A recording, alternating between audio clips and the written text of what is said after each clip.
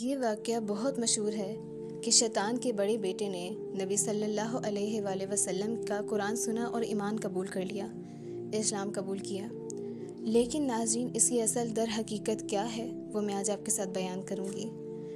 اگر آپ میرے چینل پر نئے ہیں تو میری آپ سے گزارش ہے کہ میرے چینل کو ڈاکٹر اسلام کو سبسکرائب کر دیجیے۔ میں شروع کرتی ہوں اللہ تعالیٰ کے پاک اور بابرکت نام سے جو بڑے ہی مہربان، سب پہ نہایت رحم کرنے والے ہیں۔ بسم اللہ الرحمن الرحیم۔ اللہم صلی علی سیدنا محمد وعلی آل محمد کما صلیت علی ابراہیم وعلی آل ابراہیم انک حمید مجید۔ اللہم بارک علی محمد وعلی آل محمد کما صلیت علی ابراہیم وعلی آل ابراہیم انک حمید مجید۔ اللہم صلی علی محمد وعلی واصحابہ بعدد ما فی جمیع القرآن حرفا حرفا وبعدد کل خیر حرفا حرفا۔ لاکھوں درود و سلام نبی صلی اللہ علیہ وآلہ وسلم اور ان کی آل اولاد پر، جنہوں نے ہمیں ہمیشہ حقیقت حدیث دی، ہر ایک نیک عمل ہم تک پہنچایا۔ وہ اللہ کے پیارے رسول، وہ آخری پیغمبر جو ہمارے پر آئے، انہوں نے ہمیں ہر اچھی چیز سکھائی تاکہ روز آخرت ہم اپنے اللہ کے آگے شرمندہ مت ہوں۔ انہوں نے ہمیں نیکی کا رستہ دکھایا، انہوں نے اپنے اللہ تعالیٰ کے بتائے ہوئے سارے احکامات ہم تک پہنچائے۔ انہوں نے اپنے اللہ تعالیٰ کی ہر بات ہم تک پہنچائی تاکہ میری امت گناہ گار نہ ہو جائے، میری امت گناہوں میں نہ چلی جائے، میری امت گناہوں میں نہ ڈوب جائے۔ ناظرین، میں آپ کے ساتھ یہ مکمل واقعہ شیئر کرتی ہوں، آپ اس واقعے کو غور سے سنیے گا، اینڈ تک جڑیے رہیے گا۔ اگر آپ کو ویڈیو پسند ہے تو سبسکرائب کیجیے گا۔ اس کا ذکر کچھ پرانی کتابوں میں آیا ہے اور اس کے بارے میں بہت سے مولوی ذکر کرتے ہیں، لیکن یہ کسی مضبوط حدیث سے ثابت نہیں، لیکن پھر بھی یہ بہت مشہور واقعہ ہے، میں آپ کے ساتھ بیان کرتی ہوں۔ ایک دفعہ ایک شیطان کا بڑا بیٹا تھا جس نے نبی صلی اللہ علیہ وآلہ وسلم کے زمانے میں آ کر اسلام قبول کیا۔ کہا جاتا ہے کہ اس نے نبی صلی اللہ علیہ وآلہ وسلم کی قرآن کی تلاوت سن کر اسلام قبول کیا اور کہنے لگا، یا رسول اللہ صلی اللہ علیہ وآلہ وسلم، میں جان چکا ہوں اور میں سمجھ چکا ہوں کہ اسلام ہی اصل حقیقت ہے اور میں اسے قبول فرماتا ہوں اور میں اسے قبول کرتا ہوں۔ تو نبی صلی اللہ علیہ وآلہ وسلم نے اسے اسلام قبول کروایا۔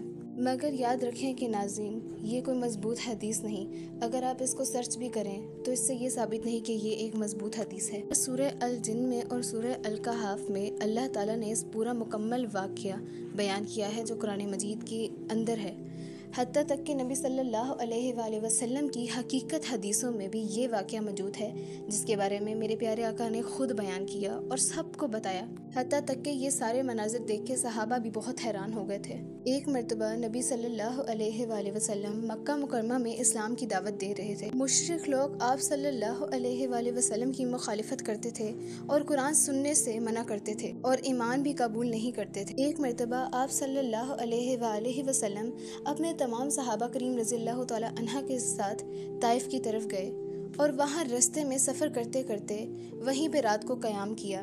آپ صلی اللہ علیہ وآلہ وسلم وہیں بیٹھ گئے تو آپ صلی اللہ علیہ وآلہ وسلم نے اپنے تمام صحابہ کریم رضی اللہ عنہ کے ساتھ پہلے وہاں پہ نماز ادا کی، اس کے بعد تلاوت قرآن کی۔ پھر دوسری بار نبی صلی اللہ علیہ وآلہ وسلم نے ناخلی نامی وادی میں قیام فرمایا اور ادھر بھی قرآن پڑھا۔ جب نبی اکرم صلی اللہ علیہ وآلہ وسلم نے اپنے تمام صحابہ کریم رضی اللہ تعالیٰ عنہ کے ساتھ رات کے وقت وہاں قیام فرمایا تو وہاں نماز ادا کرنے کے بعد قرآن پاک کی تلاوت کو شروع کر دیا۔ جیسے ہی نبی پاک صلی اللہ علیہ وآلہ وسلم نے قرآن پاک کی تلاوت شروع کی، اسی جگہ پر جناتوں کی ایک جماعت موجود تھی، یعنی وہاں جہاں غاریں ہوتی تھیں ادھر جنات قیام کرتے تھے، وہاں جنات رہا کرتے تھے۔ جس جگہ نبی صلی اللہ علیہ وآلہ وسلم نے جس وادی میں قرآن پاک کی تلاوت کی، اسی وادی سے تھوڑا سا آگے کر کے کچھ وادیوں میں جنات بھی تھے۔ جیسے ہی نبی کریم صلی اللہ علیہ وآلہ وسلم نے قرآن کی تلاوت شروع کی تو جناتوں نے یہ تلاوت سن کر کہا کہ یہ وہی ہدایت والا قرآن ہے جو انسان کو ہدایت کی طرف لے کر جاتا ہے۔ اس نے کہا، خاموشی سے اس قرآن کی تلاوت کو سنو۔ جناتوں نے آپ صلی اللہ علیہ وآلہ وسلم کی قرآن کی تلاوت کو اس طرح سنا جس طرح انسان بھی نہیں سنتے۔ انسان بھی بیچ میں تھوڑا بہت بول لیتے ہیں، مگر جناتوں نے اس قدر غور سے سنا اور اس کو سنتے جا رہے تھے۔ انہیں اس میں ایسا سکون مل رہا تھا جو شاید وہ بیان بھی نہیں کر سکتے۔ جیسے ہی وہ قرآن کی تلاوت سن رہے تھے، ایک دوسرے کو کہنے لگے کہ خاموشی سے اس قرآن کی تلاوت کو سنو۔ ایسے ہی نبی صلی اللہ علیہ وآلہ وسلم نے اس غار میں اس قرآن کی تلاوت ختم کی۔ اس کے بعد جناتوں نے فوراً ہی ایمان قبول کر لیا۔ نبی اکرم صلی اللہ علیہ وآلہ وسلم کے قرآن ختم ہونے کے بعد فوراً ہی اسلام قبول کر لیا اور کہنے لگے کہ ہم نے ایک عجیب و غریب قرآن سنا جس نے ہمیں بہت سکون دیا۔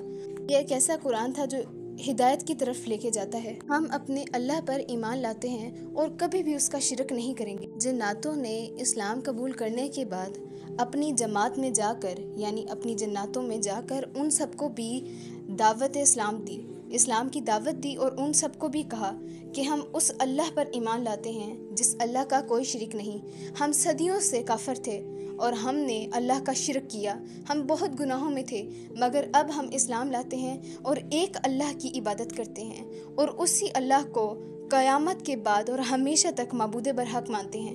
انہوں نے اپنی قوم کو بتایا کہ ہم اللہ کے آخری نبی صلی اللہ علیہ وآلہ وسلم کے ہاتھ پر ایمان قبول کر کر آئے ہیں، اور آخری سانس تک ہم جب تک مر نہیں جاتے اللہ پر ایمان رکھیں گے اور اس کے نبی صلی اللہ علیہ وآلہ وسلم پر اور روز آخرت اور قرآن کی کتابوں پر۔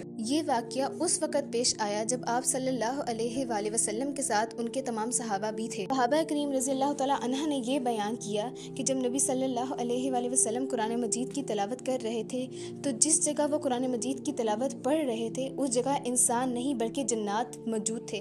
انہوں نے آپ کو صرف قرآن پڑھتے ہی نہیں بلکہ جناتوں کو سنتے ہوئے بھی دیکھا۔ صحابہ کریم رضی اللہ تعالیٰ عنہ یہ بھی فرماتے ہیں کہ ہم نے نبی صلی اللہ علیہ وآلہ وسلم کو جناتوں کو قرآن پڑھاتے ہوئے بھی سنا، قرآن پڑھاتے ہوئے بھی دیکھا۔ صحابہ کریم رضی اللہ تعالیٰ عنہ یہ سب دیکھ کر بہت حیران ہو رہے تھے، کیونکہ ایک انسان کے لیے جنات کو دیکھنا بہت بڑی بات ہے۔ صحابہ کے لیے تو تھوڑی حیرانی کی بات ہے، لیکن نبی صلی اللہ علیہ وآلہ وسلم نے جنات تو دور حضرت جبرائیل علیہ السلام تک کو دیکھا ہے، اور آپ صلی اللہ علیہ وآلہ وسلم نے خود فرمایا کہ حضرت جبرائیل علیہ السلام کے 600 ہاتھ ہیں۔ جب نبی صلی اللہ علیہ وآلہ وسلم جبرائیل علیہ السلام کو دیکھ سکتے ہیں تو جنات کو دیکھنا نبی صلی اللہ علیہ وسلم کے لیے بہت عام سی بات ہے۔ اس کے بعد نبی صلی اللہ علیہ وآلہ وسلم نے تمام جناتوں کو اسلام کی دعوت دی اور ان کو نماز، وضو اور دین اسلام کے اصول سکھائے، تاکہ وہ اپنی قوم کو بھی جا کے سمجھائیں کہ اللہ کی عبادت وضو، نماز، زکوٰۃ، روزہ یہ سب سے ہوتی ہے، اصل اسلام اس کو کہتے ہیں۔ نبی صلی اللہ علیہ وآلہ وسلم کے اس واقعے سے یہ ثابت ہوتا ہے کہ آپ صلی اللہ علیہ وآلہ وسلم صرف انسانوں پر ہی رحمت للعالمین بن کر نہیں آئے، بلکہ جناتوں، انسانوں اور جانوروں پر بھی وہ آئے ہیں۔ وہ ہر کسی سے شفقت کرتے تھے۔ نبی صلی اللہ علیہ وآلہ وسلم نے یہودیوں، کافروں، مشرکوں، ہر کسی کے دل کو خوش کیا، کبھی کسی کے دل کو نہیں توڑا۔ یہ کوشش نہیں کی کہ کوئی اللہ کا بندہ میرے سے ناراض نہ ہو، کسی کا میرے سے دل نہ ٹوٹے۔ آج کل کے لوگ سر عام دوسروں کا دل دکھاتے ہیں، اور وہ اللہ کے پیارے محبوب، جنت کے سردار، وہ کسی کا دل نہیں توڑتے تھے۔ ان کو لوگوں نے پتھر مارے، ان پہ کوڑا پھینکا، نعوذ باللہ، لیکن آپ نے ہمیشہ صبر کیا اور کہا میرا اللہ دیکھ رہا ہے، میں نے اپنے اللہ پر چھوڑ دیا، اور ان کے لیے کبھی برا بھی نہیں سوچا۔ جو پتھر مارتے تھے ان کو بھی معاف کیا۔ آپ صلی اللہ علیہ وآلہ وسلم کی ان اداؤں کی وجہ سے دنیا بھر میں اسلام قبول ہوا، نہ کہ نماز کی وجہ سے کہ آپ نماز پڑھتے تھے تو لوگوں نے اسلام قبول کیا کہ آپ صلی اللہ علیہ وآلہ وسلم نماز پڑھتے ہیں۔ نہیں ناظرین، نبی کے اخلاق کی وجہ سے۔ آپ کا اخلاق اتنا پیارا تھا کہ آپ یہودیوں، کافروں سب سے شفقت کرتے تھے۔ امید کرتی ہوں آپ کو یہ ویڈیو ضرور پسند آئی ہوگی، اس سے بہت موٹیویشن ملی ہوگی۔ تو پلیز آپ لوگ غلط حدیثوں پہ یقین نہ کریں۔ شیطان والی حدیث قرآن میں اور کسی مضبوط حدیث میں موجود نہیں ہے۔ ہاں، جنات کا واقعہ قرآن مجید کی 2 صورتوں میں موجود ہے، سورہ الکہف میں اور سورہ الجن میں۔ ان دونوں میں اللہ نے ذکر فرمایا ہے، اور نبی صلی اللہ علیہ وآلہ وسلم نے اپنی حدیثوں میں خود بیان کیا ہے۔ یہ واقعہ آپ کے ساتھ پیش آیا تھا، مگر شیطان والا واقعہ مضبوط حدیث میں نہیں ہے، تو آپ اس پر یقین کر لیں، ہے تو ایک اچھا ہی، مگر جو اصل ہے نا، ہم نے اس کو ماننا ہے۔ باقی دعا میں یاد رکھیے گا، اپنا بہت خیال رکھیے گا۔ خدا حافظ۔